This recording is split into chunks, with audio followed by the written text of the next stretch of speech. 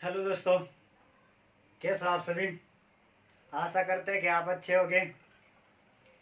आज का टॉपिक रहेगा हमारा इस वीडियो में अलंकार का पार्ट 2, जिसमें हम अर्थ अलंकार को डील करेंगे। और अर्थ अलंकार के जो पार्ट है ना, उन पार्ट में से हम फर्स्ट 3 पार्ट को इस वीडियो में डील करेंगे।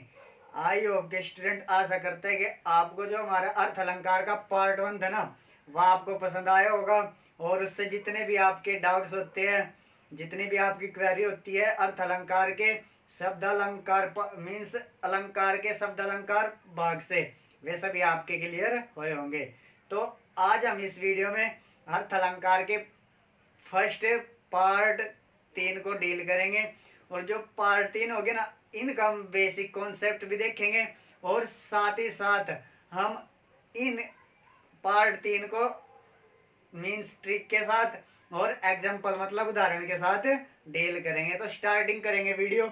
अगर आपने हमारा अर्थ जो अलंकार है इसका पार्ट 1 नहीं देखा तो आपको डिस्क्रिप्शन में लिंक मिल जाएगा, आप उसे देख लेना, जिससे कि आपको जो पार्ट 2 है इजी पड़े। तो यहाँ पे हम स्टार्टिंग करेंगे अर्थ अलंकार की। तो इसके भाग हमारे पास 6 फ्रेंड्स, हमारे पास कितने भाग है अर्थ अलंकार के? 6। तो इन फर्स्ट 3 को हम डील करेंगे। 1 उपमा, दूसरा रूपक, तीसरा उत्प्रेक्षा, फोर्थ है अतिशयोक्ति, 5 है नियोक्ति, 6 है मानवीकरण, छठा जो मानवीकरण है। तो फर्स्ट 3 को हम इस वीडियो में डील करेंगे। आशा करते हैं कि आप हमारी वीडियो को लास्ट तक देखें, जिससे कि आपके जितने भी डाउट्स होते हैं ना सारे क्लियर हो। यहाँ पे हम बेसिक कॉन्सेप्ट को भी डील करें और साथ ही साथ हम ट्रिक से भी अर्थ अलंकार को डील करेंगे। तो यहाँ पे हम पहले बात करेंगे उपमा अलंकार की। तो जो फर्स्ट पार्ट है इसमें हम बात करेंगे यहाँ पे उपमा अलंकार की। तो इसकी डेफिनेशन देखें। डेफिनेशन हमारे पास अत्यंत सादृश्य के कारण। फ्रेंड्स, कुछ डेफिनेशन ऐसी होती है कि हिंदी में भी जो जिनके अर्थ हमें नहीं मालूम होते, कुछ ऐसे शब्द जिनके अर्थ हमें नहीं मालूम होते और उन अर्थ के कारण ही हमें जो परिभाषा गिवन होती है ना किसी भी पॉइंट की, वो हमें समझ में नहीं आती है। तो यहाँ पे हम पॉइंट को भी समझेंगे। यहाँ पे जो अत्यंत है, एक अत्यंत, इस पॉइंट को एक सादृश्य, ये पॉइंट हो गया आपका। एक है सर्वथा, इस पॉइंट को मीन्स ऐसे पॉइंट है जिनके अर्थ हमें नहीं मालूम होते हैं। तो यहाँ पे अत्यंत, अत्यंत का जो अर्थ है ना यहाँ पे बहुत अधिक है। अत्यंत का अर्थ क्या है? बहुत अधिक। अत्यंत का अर्थ क्या है फ्रेंड्स? यहाँ पे बहुत अधिक। तो यहाँ पे जो सादृश्य है ना, इसका मतलब है बराबरी। इसका मतलब क्या है? बराबर, या फिर समानता, या फिर आप समानता बोल सकते हो, या फिर ये ठीक है बराबर समानता, या फिर हम इसे बोल सकते हैं तुलना भी करना। दो शब्दों की तुलना भी हम इसमें कर सकते हैं। या फिर इसके बाद जो सर्वथा है ना, सर्वथा इसका मतलब होता है यहाँ पे हर तरह से। मीन्स सर्वथा का जो मतलब है यहाँ पे क्या? हर तरह से। कुछ ऐसे वर्ड होते हैं हिंदी के जिनका अर्थ हमें नहीं मालूम होता है हिंदी में ही, तो उनके कारण जो परिभाषा होते हैं ना वो हमें समझ में नहीं आती है। तो यहाँ पे अगर देखे अत्यंत सादृश्य के कारण सर्वथा भिन्न होते हुए भी जा एक वस्तु या प्राणी की तुलना, यहाँ पे बात कर रहा है कि अत्यंत की बात करें, बहुत अधिक, बराबर, बहुत अधिक समानता होने के कारण। अगर मैं प्योर हिंदी में बात करूं तो अत्यंत के प्लेस पे, बहुत अधिक सादृश्य के प्लेस पे, समानता के कारण, हर तरह से भिन्न होते हुए भी, हर तरह से अलग होते हुए भी, जहाँ एक वस्तु या प्राणी की तुलना, जहाँ एक वस्तु या प्राणी की तुलना दूसरे प्रसिद्ध वस्तु या फिर प्राणी से की जाए, तो वहां पे क्या होता है? उपमा अलंकार होता है। तो वहां पे क्या होता है फ्रेंड्स? उपमा अलंकार। तो आई होप के आशा करता हूँ कि आपके जो उपमा अलंकार की परिभाषा वो आपकी क्लियर हुई होगी। एक बार और रिपीट कर लेते हैं। यहाँ पे बोल रखा अत्यंत सादृश्य के कारण, यानी बहुत अधिक बराबरी, बहुत अधिक समानता के कारण, हर तरह से भिन्न होते हुए भी, हर तरह से अलग होते हुए भी, जहाँ एक वस्तु या प्राणी की तुलना दूसरी प्रसिद्ध वस्तु या प्राणी से की जाती है, तो वहां पे क्या होता है? उपमा अलंकार। जब हम अलंकार की बात करते हैं तो उसमें हमें 4 बातों का ध्यान रखना होता है। तो जहाँ 2 पक्षों की तुलना करते हैं हम, तो वहां पे 4 तत्वों को हमें ध्यान में रखना होता है। तो एक तो होता है उपमा। मीन्स उपमा क्या होता है? अगर हमें कोई उदाहरण दे और उसमें उपमा क्या होगा?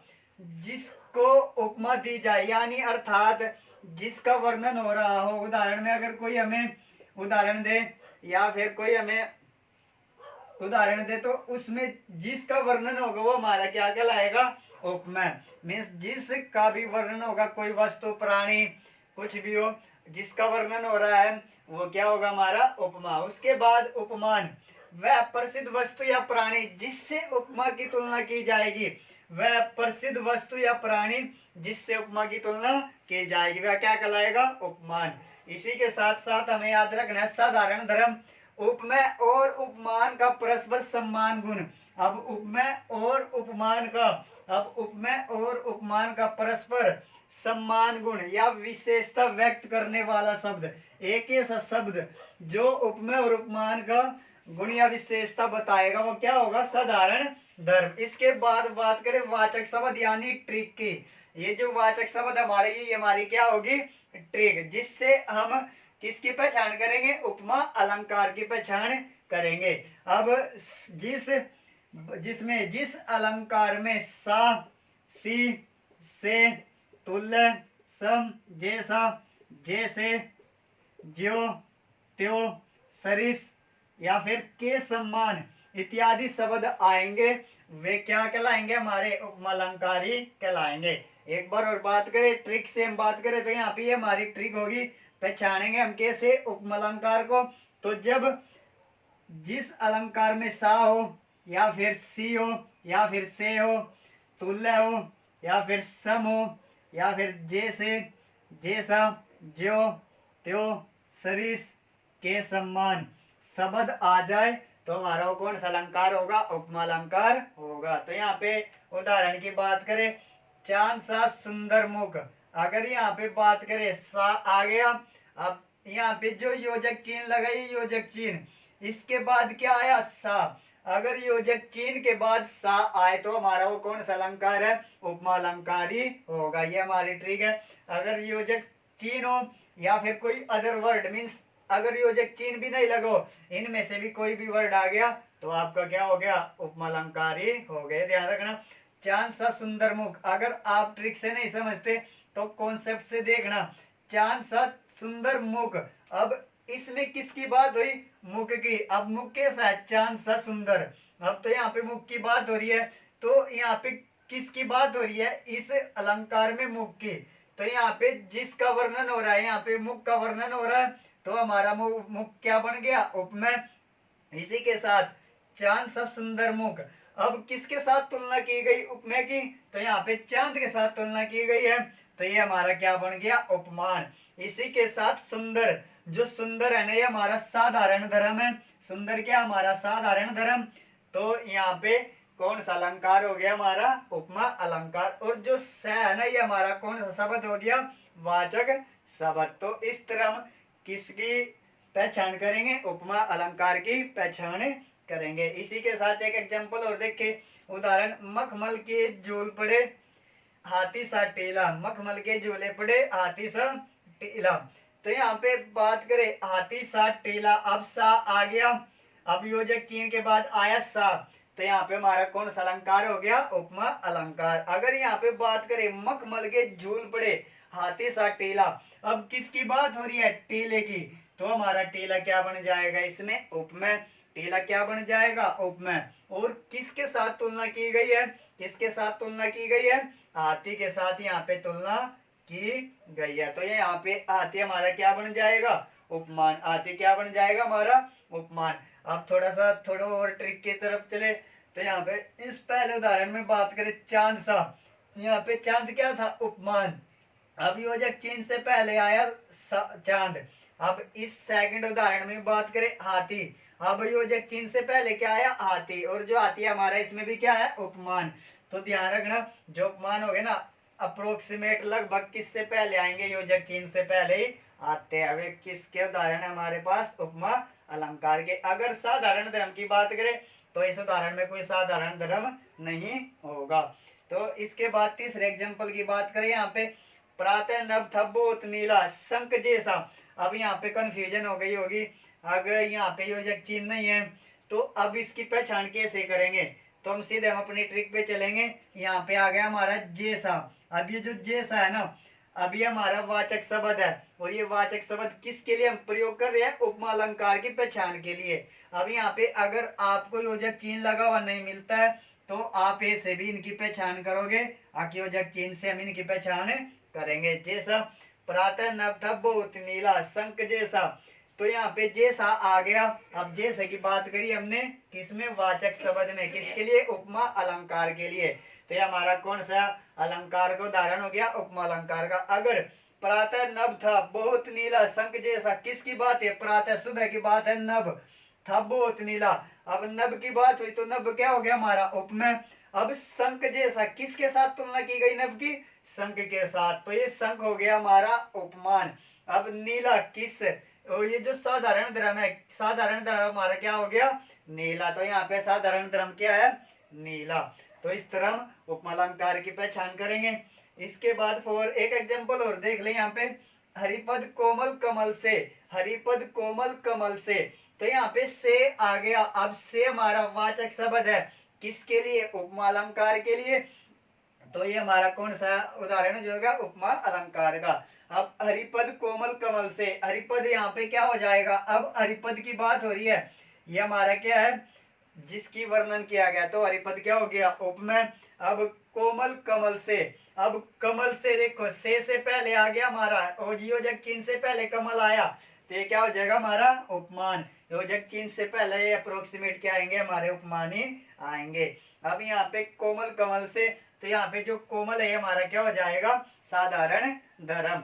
ये थे हमारे उपमालंकार के उदाहरण। अगर आपको इनका स्क्रीनशॉट लेना, आप स्क्रीनशॉट ले सकते हो। इसके बाद अगर मैं यहाँ पे आपको बोर्ड पे करा रहा हूँ, इससे आपको समझ में नहीं आएगा, ये तो आपके लिए कॉन्सेप्ट है, ये आपके लिए ट्रिक है। फ्रेंड्स, जितनी आप अपनी बुक से प्रैक्टिस करोगे उतने आपके कॉन्सेप्ट्स क्लियर होंगे।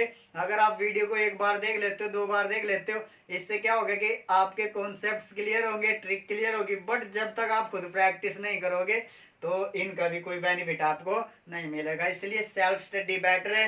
आप वीडियो जरूर देखिए, बट अपनी स्टडी भी अपनी बुक से ही करें, क्योंकि बुक से अच्छा कोई अच्छा दोस्त स्टूडेंट का नहीं होता है। तो आप यहाँ तक अगर आप स्क्रीनशॉट लेना चाहते हो तो स्क्रीनशॉट ले सकते हो। तो सेकंड भाग है यहाँ पे रूपक अलंकार। जो रूपक अलंकार है इसकी परिभाषा है यहाँ पे, जा गुण की अत्यंत समानता के कारण उपमेय में ही उपमान का अभेद आरोप कर दिया गया हो, तो वहाँ पे क्या होता है? रूपक अलंकार होता है। एक बार और रिपीट करें तो, जा गुण की अत्यंत समानता के कारण उपमेय में ही उपमान का अभेद। यहाँ पे जो अभेद आया ना, इसका मतलब है अभिन्न, अभेद यानी भिन्न नहीं है। जो वर्ड है ना वो अभिन्नता है, उसमें कोई भिन्नता नहीं है, उसमें कोई अलग नहीं है। यहाँ पे एज इट इज है, जो अभेद यानी अभिन्नता, इसमें कोई भिन्न नहीं है।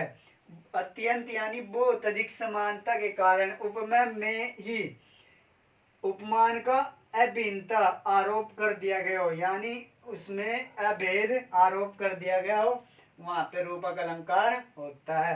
तो रूपक अलंकार की परिभाषा आपको समझ में आई होगी। इसके बाद यहाँ पे जो हमने इससे पहले पढ़ा, यहाँ पे रूपक अलंकार से पहले अपना जो अलंकार, उसमें हमने देखा था कि वाचक चिन्ह। अब जो वाचक चिन्ह होते हैं ना, उसमें हमने सा सी ये देखा था ना। बट जो रूपक अलंकार होगा ना, रूपक अलंकार में कभी भी सा से, योजक चिन्ह के बाद कभी भी सा से नहीं आएंगे। सा से आपके जो जिससे हम ट्रिक से पहचान करते हैं ना, वे शब्द इसमें यूज नहीं होते। रूपक अलंकार में कभी भी ट्रिक वाले शब्द यूज नहीं होते योजक के बाद। जैसे यहाँ पे उदाहरण की बात करें, उदित उदयगिरी, योजक चिन्ह आया।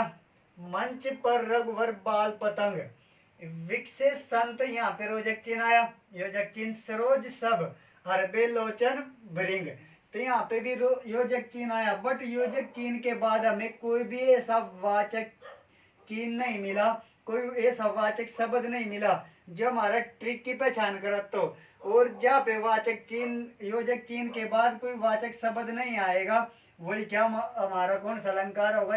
रूपक अलंकार होगा। जैसे यहाँ पे भी योजक चिन्ह आया, इसके बाद भी कोई ऐसा जैसे सा सी नहीं लगा, यहाँ पे भी आया तो यहाँ पे भी आपको कोई सा से जैसा वर्ड यूज नहीं हुआ। फिर यहाँ पे आया तो ये इसकी पहचान है कि जब योजक चिन्ह होगा उसके बाद कोई ऐसा ट्रिक का शब्द हमें नहीं मिले जिससे हम रूपक उत्प्रेक्षक अलंकार की पहचान कर सके, तो वहां पे क्या होगा, हमारा रूपक अलंकार होगा। इसके बाद एक और, मैया मैं तो चंद्र खिलौना लेहू। अब यहाँ पे देखो, मैया मैं तो चंद्र खिलौना लेहू, अब यहाँ पे योजक चिन्ह भी नहीं आया, इसी के साथ यहाँ पे आपके वाचक चिन्ह का भी प्रयोग नहीं हुआ। यहाँ पे वाचक चिन्ह का भी प्रयोग आपका इसमें उदाहरण में नहीं हुआ, तो यहाँ पे कौन सा आपका अलंकार है, रूपक अलंकार है। इसके बाद एक और उदाहरण देखे, चरण कमल बंदो हरिराई, पायो जी मैनो राम रतन धन पायो। अब यहाँ पे देखिए, यहाँ पे योजक चिन्ह यूज हुआ, इसके बाद भी आपका सा से जैसा शब्द यूज नहीं हुआ। इसके बाद यहाँ पे पायो जी मैंने राम रतन, अब राम यहाँ पे योजक चिन्ह आया, इसके बाद भी सा से शब्द जैसे वर्ड यहाँ पे यूज नहीं हुए, इसलिए कौन सा अलंकार हमारा रूपक अलंकार ही होगा। ये आई होप के स्टूडेंट्स फ्रेंड्स आपके रूप अलंकार जो रूपक अलंकार है ये भी आपका क्लियर हुआ होगा। इसके बाद हम तीसरे की बात करें, उत्प्रेक्षा अलंकार। अब उत्प्रेक्षा अलंकार की बात करेंगे तो यहाँ पे जा उपमेय में ही उपमान की संभावना अथवा कल्पना की गई हो, जा उपमेय में ही उपमान की संभावना अथवा कल्पना की गई हो, वो कौन सा अलंकार होता है, उत्प्रेक्षा अलंकार होता है। इसके वाचक चिन्ह यानी बोधक शब्द कौन से है, मनो, मानो, मनहु। इसकी ट्रिक है हमारे पास, मनो, मानो, मनहु। इसके बाद जनो, जनु, जनहु, ज्यो आदि शब्द आए, इससे हम पहचान करेंगे किसकी उत्प्रेक्षा अलंकार की। अगर हमें किसी उदाहरण में अलंकार में मनो, मानो, मनहु, मनहु, जनो, जनहु, ज्यो आदि शब्द मिल जाए तो हमारा कौन सा अलंकार होगा, उत्प्रेक्षा अलंकार होगा। उदाहरण की बात करें, मानो, माई, धन धन अंतर दामिनी, धन दामिनी धन अंतर शोभित हरि ब्रज बामिनी। अब यहाँ पे देखो, मानो आया, अब मानो हमारा किसकी पहचान कराएगा, उत्प्रेक्षा अलंकार की, तो ये हमारा कौन सा अलंकार होगा, उत्प्रेक्षा। अब थोड़ा ध्यान रखना, अब यहाँ पे योजक चिन्ह आया, इसके बाद सा से जैसे शब्द नहीं आए, बट जो हमने यहाँ पे पढ़ा रूपक अलंकार, इनमें जो मनो, मानो ये शब्द नहीं आएंगे, बट योजक चिन्ह आएगा, उसके बाद कोई ऐसा शब्द नहीं होगा, जो हमारा ट्रिक को होगा वो कौन सा अलंकार होगा, रूपक। इसी तरह हम इनमें क्या करेंगे, इनमें हम अंतर स्पष्ट करेंगे। फ्रेंड्स पहले बोल देता हूँ एक बार और कि जितनी भी आप प्रैक्टिस करोगे उतने आपके डाउट्स क्लियर होंगे। अपनी बुक से प्रैक्टिस करना, जितने एग्जाम्पल आप क्लियर कर लोगे उतनी आपकी प्रैक्टिस होगी। इसके बाद दूसरे उदाहरण की बात करें, ले चला मैं तुझको कनक, जो भिक्षुक लेकर श्रवण जनक। अब ले चला मैं तुझको कनक, जो भिक्षु लेकर श्रवण जनक। अब यहाँ पे योजक चिन्ह आया, इसके बाद भी हमें कोई ऐसा शब्द नहीं मिला जो ट्रिक का हो, बट यहाँ पे आया शब्द जो। अब जो शब्द हमने किसकी बात करी, उत्प्रेक्षा अलंकार के लिए ही बात करी है जो शब्द की, तो ये हमारा कौन सा अलंकार होगा, उत्प्रेक्षा अलंकार ही होगा। इसके बाद यहाँ पे तीसरे उदाहरण की बात करें, चमचमात चंचल नयन, बीच घूंघट पट छीन, मनहु सुरसरित विमल, जल उछरत जुग मीन। अब यहाँ पे कौन सा शब्द आया ट्रिक का, मनहु, तो ये हमारा कौन सा अलंकार होगा, उत्प्रेक्षा अलंकार होगा। इसके बाद स्टूडेंट्स अगर देखे तो यहाँ पे उत्प्रेक्षा अलंकार कर लिया, रूपक अलंकार कर लिया हमने, और उपमा अलंकार कर लिया। इनकी ट्रिक देखी, इन्हें हमने बेसिक्स कॉन्सेप्ट से क्लियर किया। अब जितनी भी आप अपनी बुक से प्रैक्टिस करोगे इनके एग्जाम्पल की, उदाहरण की, उतनी आपके कॉन्सेप्ट्स क्लियर होंगे। अब आई होप के फ्रेंड्स आपको हमारी वीडियो पसंद आई होगी, आपके उपमीन्स अलंकार से जितने भी डाउट्स होते हैं सभी क्लियर हुए होंगे। अगर आपके डाउट्स क्लियर होते हैं तो आप हमारे चैनल को सब्सक्राइब भी करें, कमेंट बॉक्स में ज़रूर बताएं आपको वीडियो कैसी लगी, और साथ ही हमारी वीडियो को शेयर भी करें। इसी के साथ हम अगली वीडियो में मिलेंगे अर्थ अलंकार के नेक्स्ट पार्ट को लेकर। तब तक के लिए थैंक्स फॉर वॉचिंग, धन्यवाद।